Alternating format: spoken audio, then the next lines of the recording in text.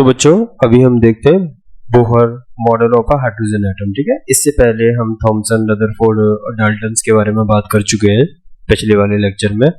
अभी हमें बात करनी है बोहर के बारे में। ठीक है, तो फर्स्ट ऑफ ऑल तो बोहर ने हमें मीन्स इसके 3 पोस्टुलेट्स हैं, उनके बारे में बात करते हैं।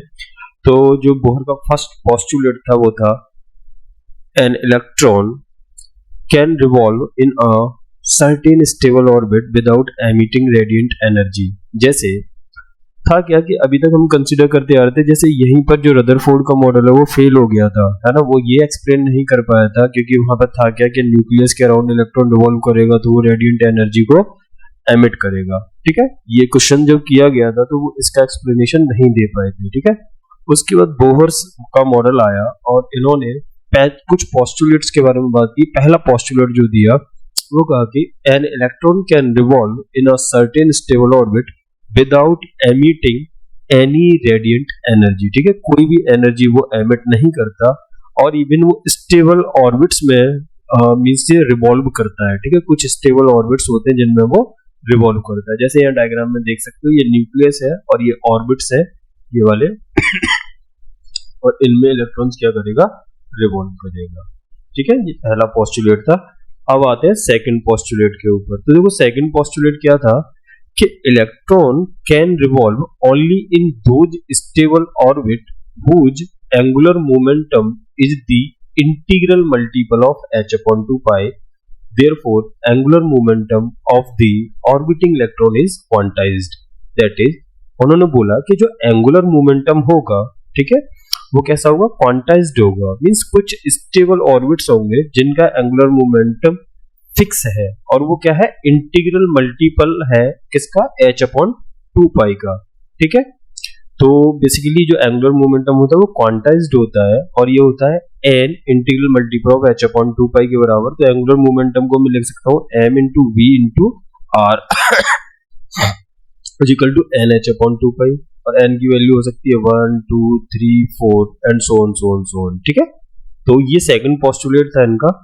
अब देखते हैं थर्ड पोस्टुलेट को। तो जो थर्ड पोस्टुलेट था वो था कि an electron can make a transition from its stable orbit to its lower stable orbit. जैसे यहाँ मैंने देखो डायग्राम बना रखा है कि एक इलेक्ट्रॉन है, जैसे वो हायर एनर्जी लेवल है ना स्टेट में है और वो वहां से अगर लोअर एनर्जी स्टेट में आता है तो वो एक फोटोन एमिट करेगा, जिसकी जो एनर्जी होगी फोटोन की वो हम इस रिलेशन से निकालते हैं कि बेसिकली वो energy difference, fix energy difference between the two energy level higher and the lower, है ना। यहाँ पे मैंने हायर को EI से रिप्रेजेंट कर रखा है और लोअर वाले को EF से रिप्रेजेंट कर रखा है। तो इन दोनों का एनर्जी का जो डिफरेंस होगा, ठीक है, वही मुझे फोटोन की एनर्जी दिखेगी, वही मुझे फोटोन की एनर्जी दिखेगी। जैसे ये देखो h nu is equal to मैंने लिखा है EI माइनस EF। ठीक है, और देखते हैं आगे।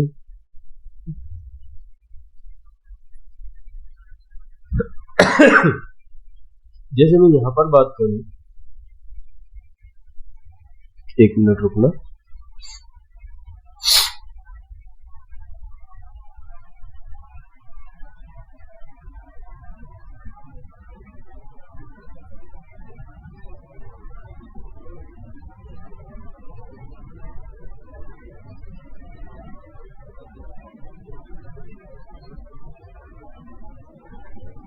हाँ, तो अब मैथमेटिकल एनालिसिस के बारे में हम देखते हैं बोहर थ्योरी की। ठीक है, of hydrogen and hydrogen types element. Basically था क्या, जो ये बोहर का थ्योरी है, इस बोहर मॉडल जो था ये भी हम इस हर स्टेट में एप्लीकेबल नहीं है। ये सिर्फ उन एलिमेंट्स के लिए एप्लीकेबल है जो सिंगल इलेक्ट्रॉन होते हैं, जिनके पास क्या होता है, सिंगल इलेक्ट्रॉन होता है, मींस वन इलेक्ट्रॉन सिस्टम। यहाँ पे लिख भी सकते हैं वन इलेक्ट्रॉन सिस्टम के लिए ही ये क्या है, एप्लीकेबल है। ठीक है, जैसे मैं बात करूं तो फॉर एग्जांपल हाइड्रोजन हो गया, ठीक है, और helium plus and so on, जिनके पास सिर्फ और सिर्फ एक इलेक्ट्रॉन होगा, सिर्फ ये उन्हीं के लिए एप्लीकेबल है। जैसे अब चलते हैं इसके मॉडल पर। जैसे मैंने ये न्यूक्लियस कंसीडर किया और इसके अराउंड कुछ ऑर्बिट्स हैं। देखो यहाँ डायग्राम में जैसे ये बने हुए हैं, ये कुछ ऑर्बिट्स हैं और मैंने एक किसी भी nth ऑर्बिट में एक इलेक्ट्रॉन को कंसीडर किया और इसकी वेलोसिटी को कंसीडर कर लिया कुछ v। ठीक है। कुछ वेलोसिटी को भी कंसीडर कर लिया है मैंने v, और ये इलेक्ट्रॉन बेसिकली इस वाले ऑर्बिट में रिवॉल्व कर रहा है और इसकी रेडियस मैंने इन जनरल कह दी कि स्मॉल आर है, ठीक है।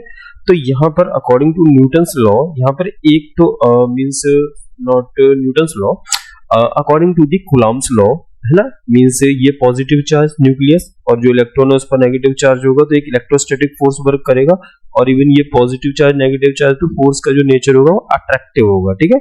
तो देखो मैंने जो Fe की डायरेक्शन दिखाई है वो अंदर की तरफ दिखाई है। इन द सेम वे अगर ये रिवॉल्व करेगा, सर्कुलर मोशन परफॉर्म कर रहा है, तो इस पर एक सेंट्री मुझे फ्यूगल फोर्स भी दिखाना पड़ेगा, है ना। तो वो देखो सेंट्रीफ्यूगल फोर्स ये है mv²/r, और according to Newton's law means अगर ये इक्विलिब्रियम स्टेट है दैट मींस इलेक्ट्रोस्टैटिक फोर्स जो है वो सेंट्रीफ्यूगल फोर्स के बराबर होगा, that means net force should be equal to 0, ठीक है। तो जस्ट हम यहाँ से इक्वेट कर देते हैं, जो इलेक्ट्रोस्टैटिक फोर्स हो गया उसका मैग्नीट्यूड कितना होगा 1/4πε0 ZE/r², और इसको मैंने सेंट्रीफ्यूगल फोर्स के बराबर कर दिया mv²/r, ठीक है। और ये तो होगी मेरी पहली इक्वेशन, ठीक है। एक इक्वेशन में और लिख सकता हूँ according to Bohr second postulate कि angular momentum should be equal to the integral multiple of h/2π where n is nothing but the means orbital number, ठीक है। फॉर एग्जांपल जैसे मैं nth ऑर्बिट की बात कर रहा हूँ तो nh/2π के बराबर हो जाएगा ये, ठीक। अब आगे थोड़ा सा अपनी एनालिसिस को बढ़ाते हैं।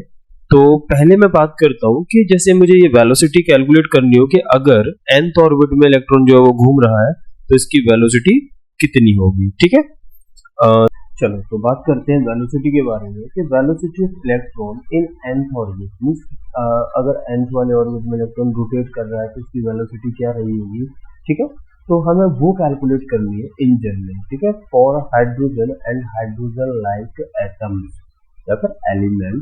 तो बेसिकली मैं इन दोनों इक्वेशन का ही, जो मीन्स मैंने पहली और दूसरी इक्वेशन है ना यहाँ पे देखी है, इन दोनों इक्वेशंस का ही मैं बेसिकली यूज करने जा रहा हूँ, और with the help of these two equation I will going to calculate the velocity, है ना, इन nth ऑर्बिट। तो देखो from equation first and second जब मैंने यहाँ से मीन्स वैल्यू निकाली, ठीक है, मीन्स mvr को मैंने वहाँ पर सब्स्टिट्यूट कर दिया, तो ये इक्वेशन कुछ इस तरीके से बन गई, ठीक है। कैसे, तो देखो यहाँ ये है, इसको मैं mvr लिख सकता हूँ क्या, एक r से यहाँ पे मल्टीप्लाई डिवाइड कर दूं, है ना।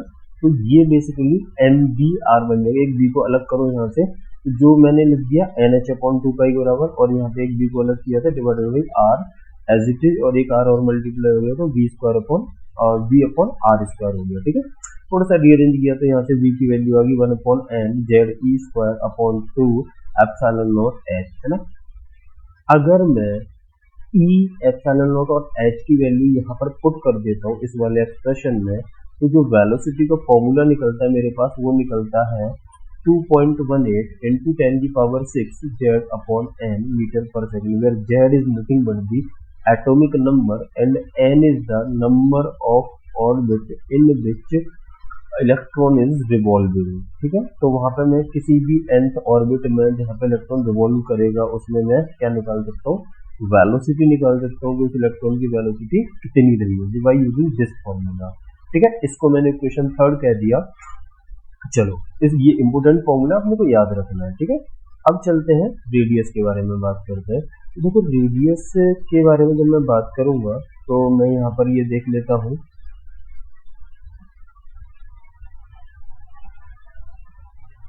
कि रेडियस ऑफ nth ऑर्बिट, ठीक है, जिस ऑर्बिट में मींस इलेक्ट्रॉन रिवॉल्व कर रहा है तो वहां पर जो इसकी रेडियस होगी वो कितनी होगी, तो वो भी हम कैलकुलेट कर सकते हैं। जैसे थर्ड इक्वेशन है, ठीक है, थर्ड इक्वेशन को अगर मैं मींस वेलोसिटी को मैं पुट कर दूं in equation number second equation कौन सी थी, एंगुलर मोमेंटम वाली mvr = nh/2π, इसमें मैं क्या कर देता हूँ, वेलोसिटी की वैल्यूज को पुट कर देता हूँ जो मैंने अभी फॉर्मूला निकाला। तो मुझे यहाँ से जो फंक्शन मिलता है मीन्स nth ऑर्बिट की रेडियस का वो मिलेगा कुछ इस तरह का कि n²ε0 h² πz me², ठीक है। और यहाँ पर जब वैल्यूज वगैरह तुम इलेक्ट्रॉन की पुट कर दो, जैसे for example mass of electron put कर दिया है ना, चार्ज ऑफ इलेक्ट्रॉन, h की वैल्यू ε0 एंड पाई, तो यहाँ से जो Rn का फॉर्मूला निकलता है वो निकलता है 0.529 n² upon z am strong, ठीक है। और देखो यहाँ से एक चीज और नोटिस करने वाली है कि जो रेडियस है nth वाले मीन्स इसकी nth ऑर्बिट की, ठीक है, वो इनवर्सली प्रोपोर्शनल है मास के, इनवर्सली प्रोपोर्शनल है मास के। तो ये चीज अपने को ध्यान रखनी है, ठीक है। और यहाँ पर एक चीज और जो नोटिस करने वाली है कि जो रेडियस मेरी निकलेगी वो एंगस्ट्रॉम में निकलेगी, ठीक है।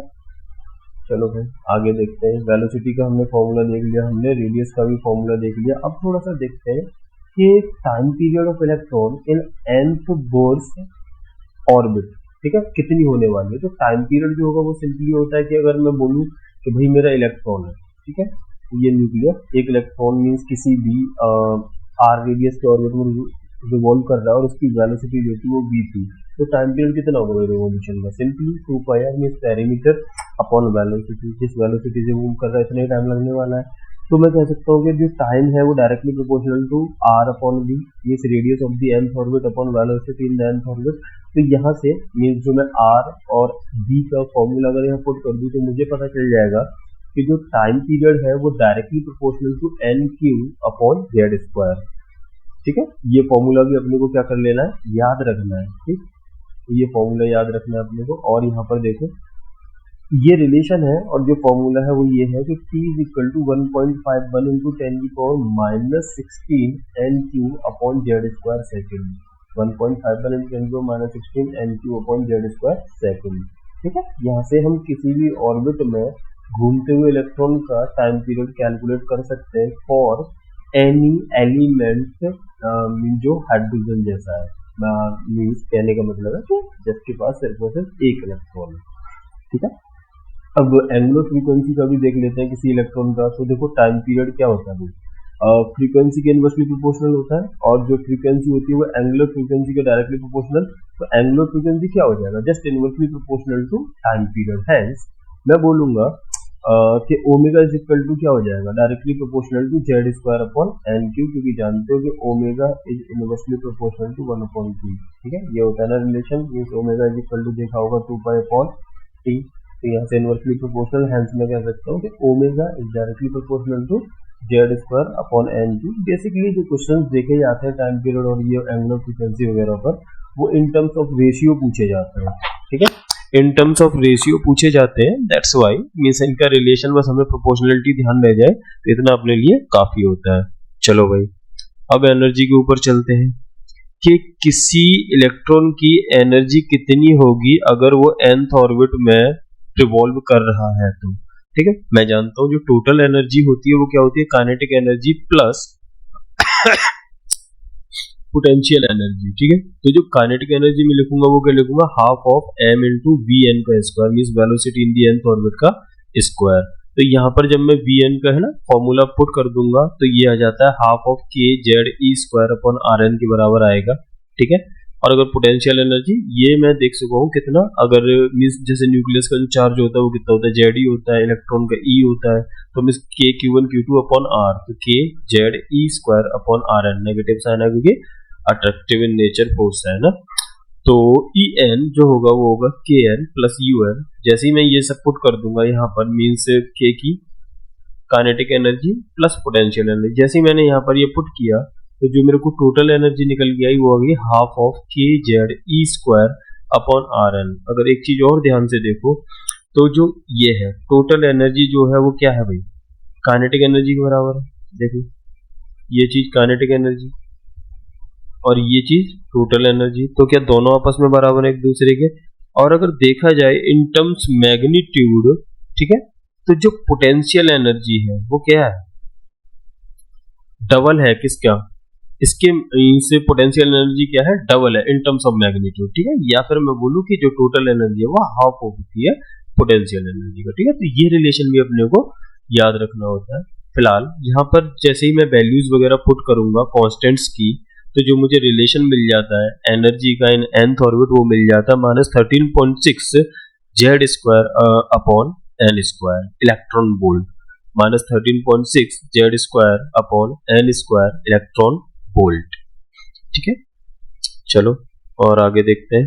तो देखो यहाँ पे मैंने ये नोट लिख भी रखा है कि जो एनर्जी होगी, रिलेशन जो होगा एनर्जी का, वो क्या होने वाला है कि mod of total energy equal to mod of kinetic energy के बराबर and half of potential energy.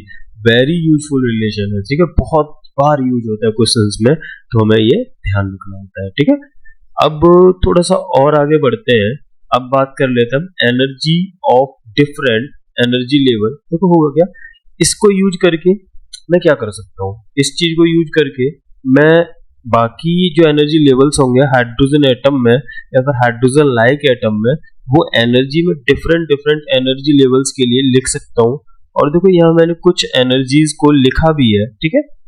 तो ये देखो, जैसे मैंने यहाँ पे E1 पहली वाली स्टेट के लिए एनर्जी लेवल के लिए जो एनर्जी लिखी, मीन्स वो कितनी होगी -13.6।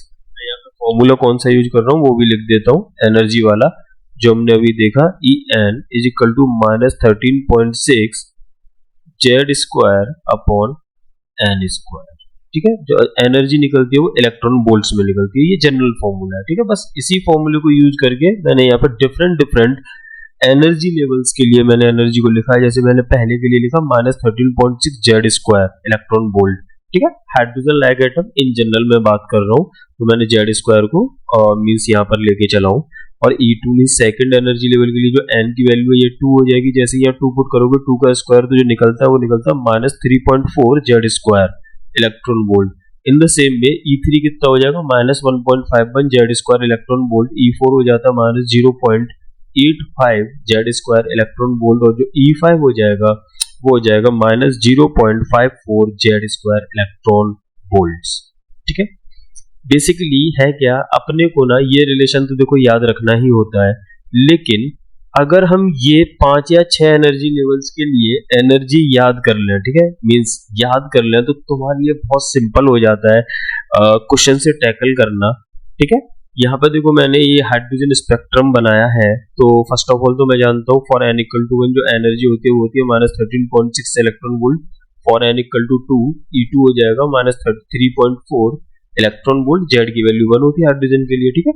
तो n इक्वल टू 3 के लिए E3 हो गया -1.51 electron volt. n equal to 4 के लिए E4 हो गया -0.85 electron volt. n equal to 5 के लिए जो एनर्जी होगी वो होगी -0.54 इलेक्ट्रॉन वोल्ट।